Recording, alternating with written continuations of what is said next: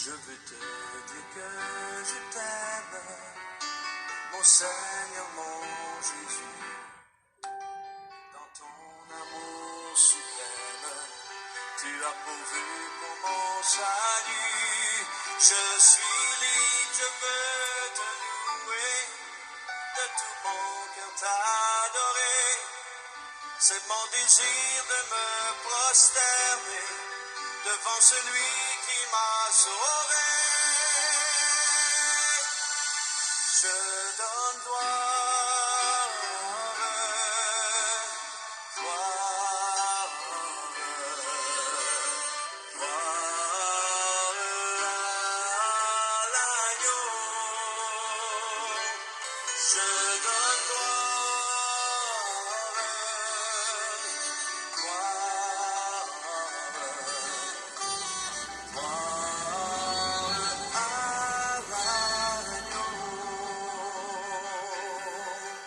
je veux te dire que je t'aime, mon Seigneur, mon Jésus.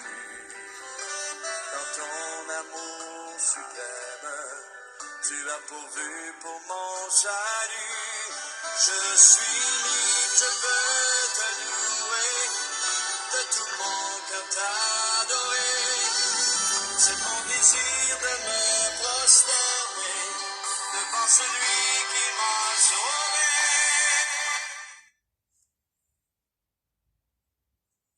Chapitre 81. Le Seigneur est ressuscité. La nuit du premier jour de la semaine s'était écoulée lentement. On était à l'heure la plus sombre. Chapitre 81. Le Seigneur est ressuscité. La nuit du premier jour de la semaine s'était écoulée lentement.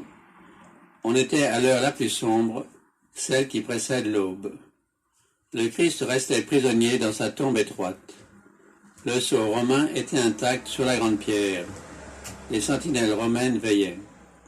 Il y avait là des spectateurs invisibles. Des armées de mauvais anges entouraient ce lieu.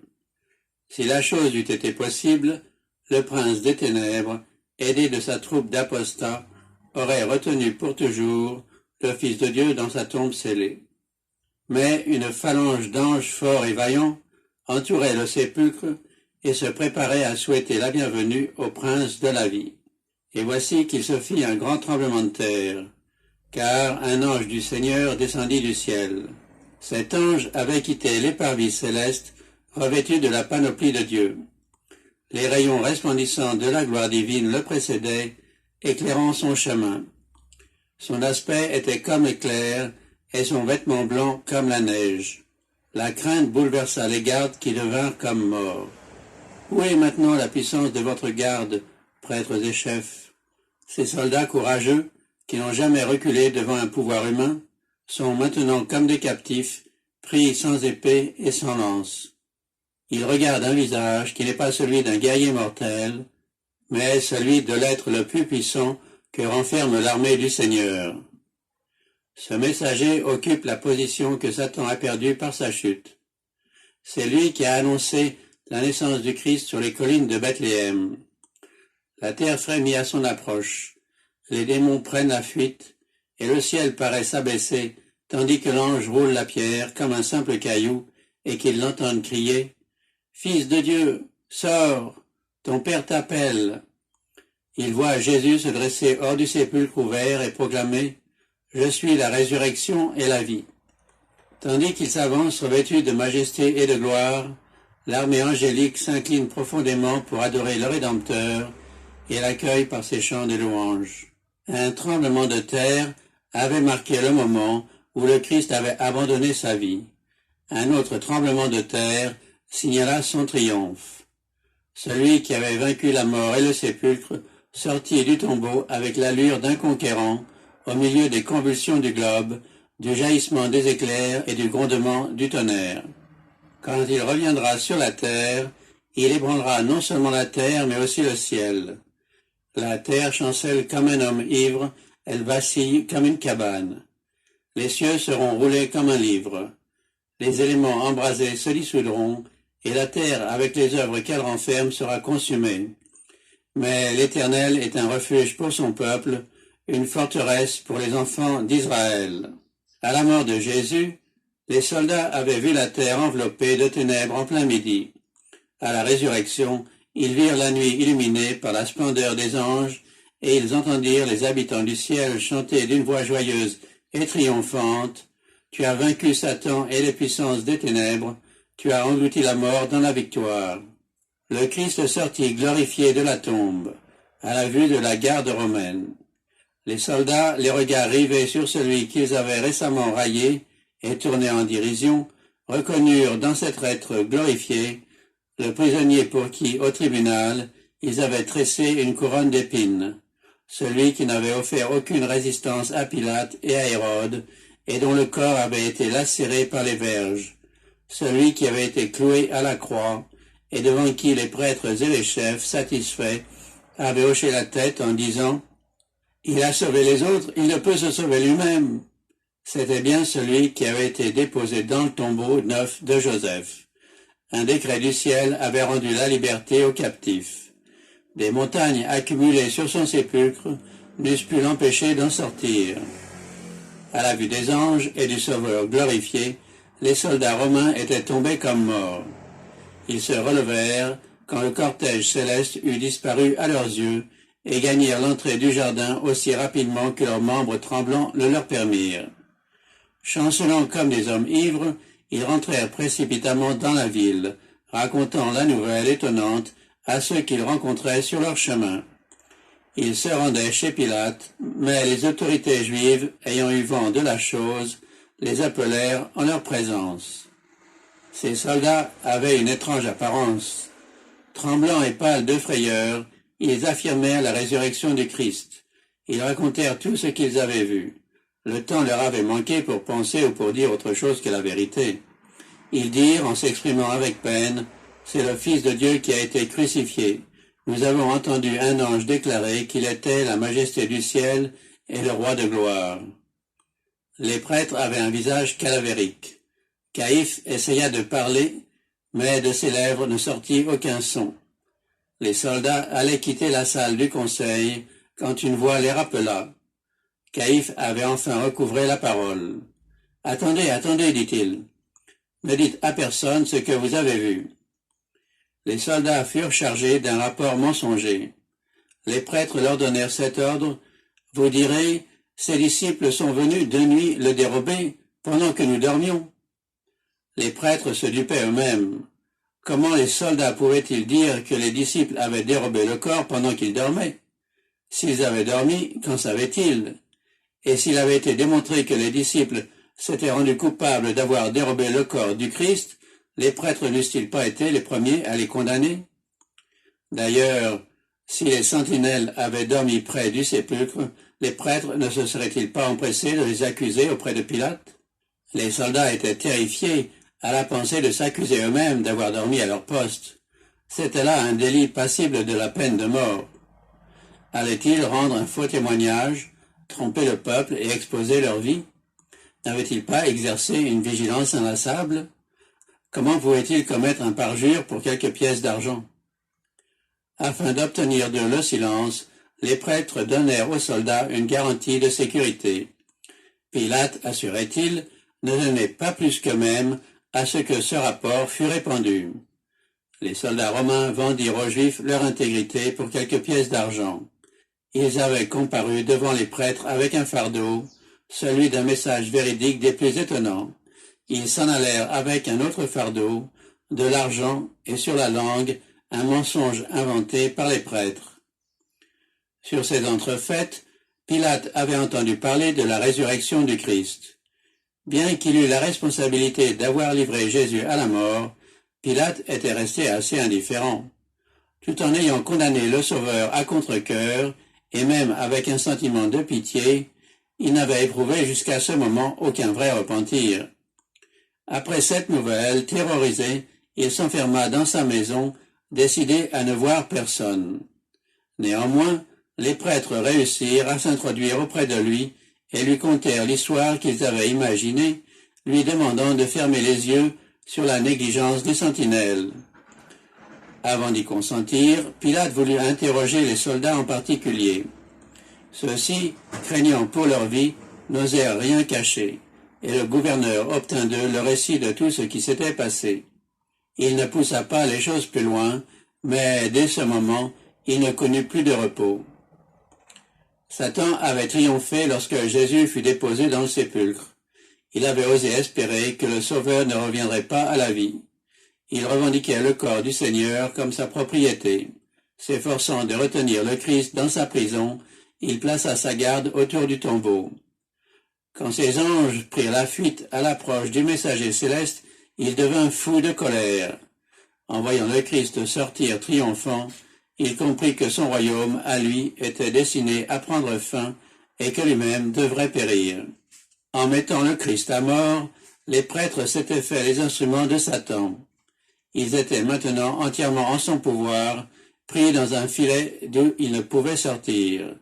Il ne leur restait qu'une chose à faire, poursuivre la lutte engagée contre le Christ. En apprenant la nouvelle de sa résurrection, ils redoutèrent la colère du peuple et se virent en danger. Une seule chance de salut leur restait, soutenir en niant la résurrection que le Christ avait été un imposteur. Ils corrompirent donc les soldats et, ayant obtenu le silence de Pilate, ils répandirent au près et au loin leurs faux rapports.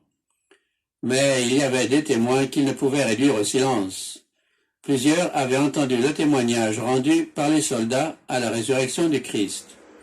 D'autre part, quelques-uns des morts qui étaient ressuscités avec le Christ apparurent à plusieurs, déclarant qu'il était ressuscité. On vint dire aux prêtres que certaines personnes avaient vu ces ressuscités et entendu leur témoignage. Les prêtres et les chefs vivaient dans une crainte continuelle de se trouver face à face avec le Christ, soit dans les rues, soit chez eux. Ils ne se sentaient en sûreté nulle part. Les verrous et les barres offraient un faible abri contre le Fils de Dieu. Jour et nuit se représentait à leur esprit la scène du tribunal avec les paroles qu'ils avaient proférées, que son sang retombe sur nous et sur nos enfants. Cette scène ne devait jamais s'effacer de leur mémoire.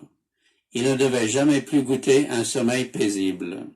Quand l'ange avait fait entendre sa voix puissante près du tombeau du Christ en disant « Ton Père t'appelle », le Sauveur était sorti du sépulcre grâce à la vie qu'il possédait en lui-même. Ainsi se trouvaient vérifiées ces paroles « Je donne ma vie afin de la reprendre. J'ai le pouvoir de la donner et j'ai le pouvoir de la reprendre. » La prédiction qu'il avait faite aux prêtres et aux chefs était accomplie. Détruisez ce temple, et en 3 jours je le relèverai. Le Christ avait proclamé triomphalement sur le sépulcre ouvert, « Je suis la résurrection et la vie. » Un Dieu seul pouvait parler ainsi. Toutes les créatures ne vivent que grâce à la volonté et à la puissance de Dieu. Elles vivent dans un état de dépendance à l'égard de la vie divine. Depuis le séraphin le plus élevé jusqu'à l'être animé le plus humble, tous sont alimentés par la source de la vie. Celui-là seul qui est un avec Dieu pouvait dire « J'ai le pouvoir de donner ma vie et j'ai le pouvoir de la reprendre. » Le Christ possédait, dans sa divinité, la puissance qui lui permettrait de briser les liens de la mort. Le Christ s'est relevé d'entre les morts, comme les prémices de ceux qui dorment. Il était l'antitype de la gerbe que l'on agitait dans le temple, et sa résurrection eut lieu le jour même où cette gerbe était présentée devant le Seigneur. Cette cérémonie symbolique avait été célébrée pendant plus de 1000 ans. On ramassait les premiers épis mûrs dans les champs, et quand le peuple accourait à Jérusalem pour la Pâque, la gerbe des prémices était agitée devant le Seigneur comme une offrande de reconnaissance. C'était seulement après cette cérémonie que les blés pouvaient être fauchés et liés. La gerbe consacrée à Dieu représentait la moisson. De la même manière, le Christ, en tant que prémisse, représentait la grande moisson spirituelle qui doit être introduite dans le royaume de Dieu. Sa résurrection est le type et le gage de celle de tous les justes. Si nous croyons que Jésus est mort et qu'il est ressuscité, croyons que Dieu ramènera aussi par Jésus et avec lui ceux qui se sont endormis. En se relevant d'entre les morts, le Christ entraîna avec lui une multitude de captifs. Des sépulcres s'étaient ouverts sous l'effet du tremblement de terre qui accompagnait sa mort. Quand Jésus sortit du tombeau, des collaborateurs de Dieu qui avaient rendu témoignage à la vérité au prix de leur vie sortirent avec lui. Ils devaient maintenant être les témoins de celui qui les avait ressuscités des morts. Pendant son ministère, Jésus avait ressuscité les morts. Il avait rendu à la vie le fils de la veuve de Naïn, la fille d'un chef, et Lazare.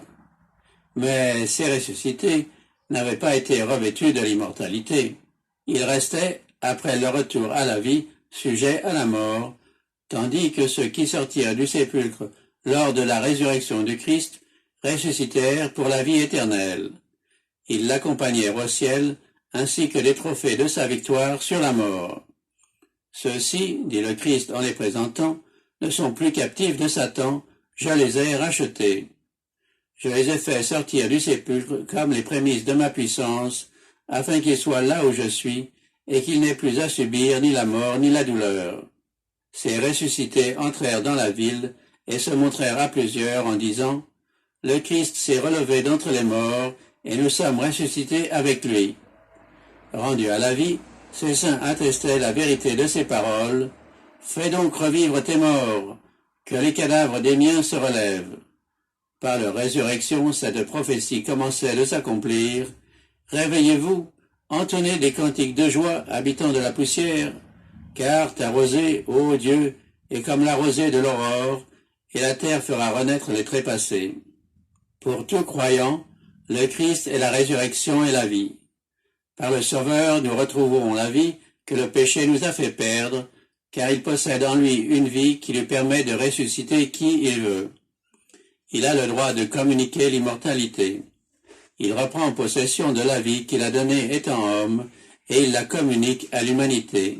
« Je suis venu, dit-il, afin que les brebis aient la vie et qu'elle l'ait en abondance. Celui qui boira de l'eau que je lui donnerai n'aura jamais soif, et l'eau que je lui donnerai deviendra en lui une source d'eau qui jaillira jusque dans la vie éternelle. Celui qui mange ma chair et qui boit mon sang a la vie éternelle, et je le ressusciterai au dernier jour. » La mort est peu de choses pour le croyant. Le Christ, en parlant d'elle, a dit « Si quelqu'un garde ma parole, il ne verra jamais la mort. » La mort du chrétien n'est qu'un sommeil, un repos dans le silence et l'obscurité.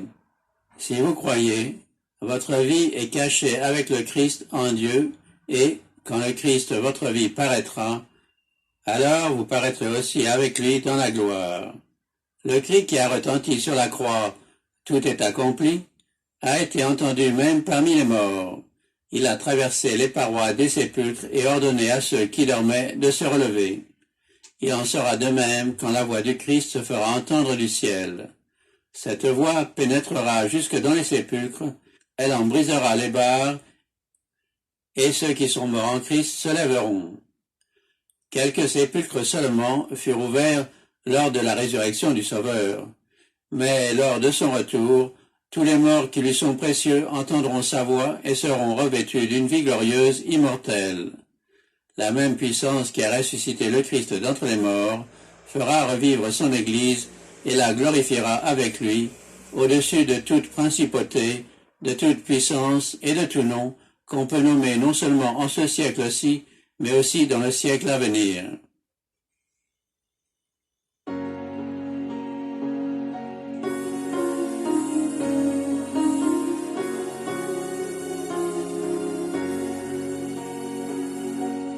Comment douter du grand amour de Dieu?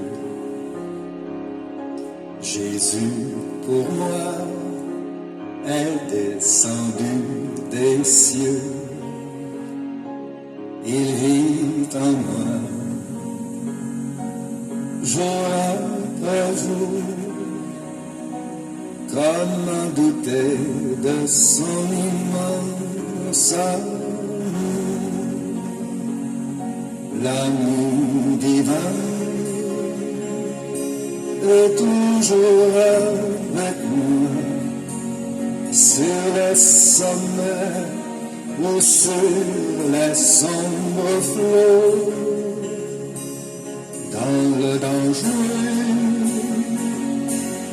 il tient ma main. Mon Rédempteur est toujours avec moi.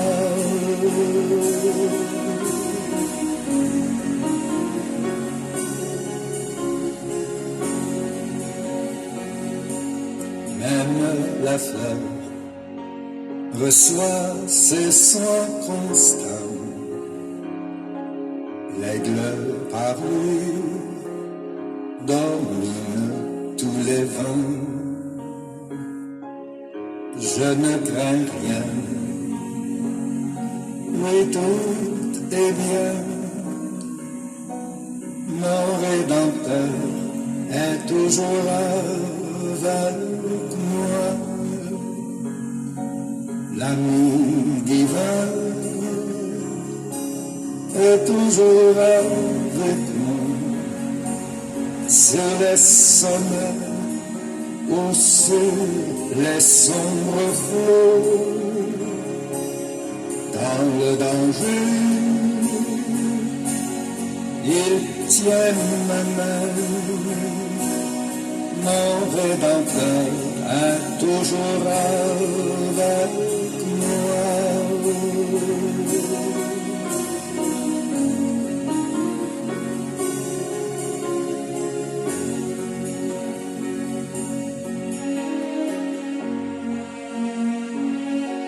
Il l'a promis à toute heure et en tout.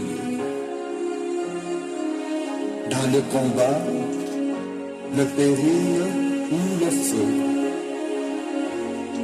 il est présent.